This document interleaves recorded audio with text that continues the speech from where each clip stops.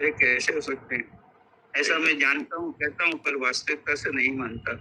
सारा कुछ उसमें आता है। बिल्कुल सारी बात आ गई इसमें, बिल्कुल आप सही कह रहे हैं। हाँ जी, बोलिए। हाँ, डॉक्टर साहब, ये जैसे सूरज के सामने बार-बार बादल आ जाते हैं, तो इसका हम तो जिसे अज्ञान से कह देते हैं कि सूरज को बादलों ने ढक दिया। तो हाँ वैसे जी, क्या हाँ है जी। कि जैसे इस चीज़ का अनुभव तो हो जाता है कि मैं शरीर नहीं हूँ, अंतःकरण की भी।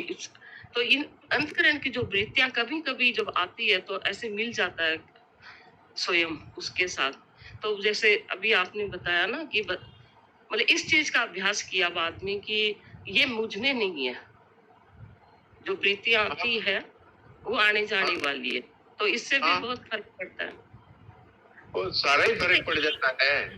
मन मन बुद्धि को आप अपने चीज़ मानते हैं, ये मेरे हैं, तब इसमें होने वाली सारे विकार को से आप सुखी-दुखी होंगे। जैसे हाँ, एक मकान है, इसको मैं अपना मानता हूँ, तो अपना मानता हूँ तो अब इसमें कोई लकीर भी खींच देगा तो मुझे बड़ा तकलीफ हो हाँ, जाएगी। लेकिन तो अगर अच्छा, ये मकान मैं किसी दूसरे को बेच देता हूँ अथवा दान कर देता हूँ, तो फिर उसी मकान को चाहे तोड़ो, हमारे कोई फर्क नहीं पड़ता। ऐसे ही इस मन को यदि हमने माना कि ये संसार की वस्तु है, तो अब संसार में तो हिंसा भी हो रही है, नाम जप भी हो रहा है, अपने दोनों से कोई मतलब नहीं। तो मतलब अब चाहे तो कितने विकार आए, इसमें कितने उसमें। जी। इसमें क्या ये कोई परिपक्वता किसमें आती है?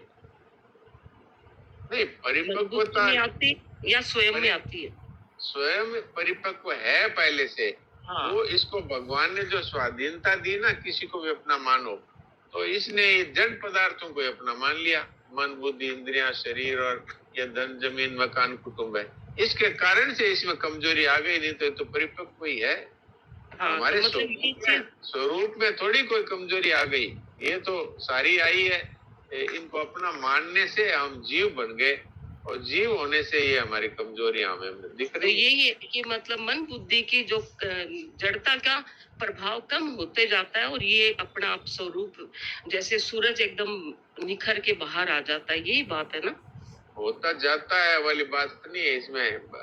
अभी आपने मान लिया कि ये वास्तव में इनका हमसे कोई संबंध नहीं है, चाहे तो ये दृढ़ता से मान लो और चाहे भगवान के सिवाय मेरा कोई नहीं, इसको दृढ़ता से स्वीकार कर लो।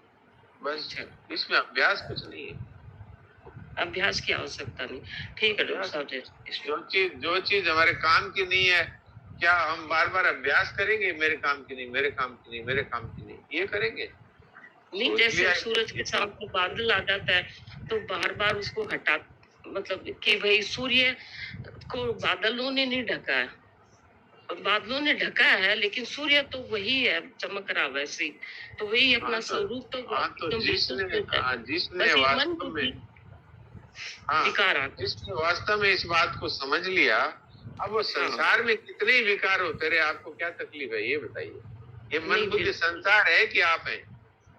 नहीं मन बुद्धि मन बुद्धि संसार है संसार कि में आप हैं? नहीं है, बिल्कुल। तो ठीक है डॉक्टर संसार साहब, में ये कुछ भी बात होता समझ रहे। में आई। अब इसको बार बार अभ्यास थोड़ी करना है। संसार में कुछ भी होता रहे, उससे हमारा क्या लेना देना है। जी। ठीक है डॉक्टर साहब।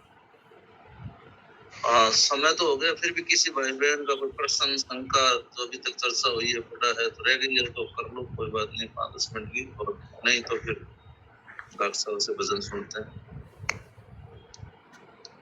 डॉक्टर साहब, एक तो कल एकादशी है, 7:50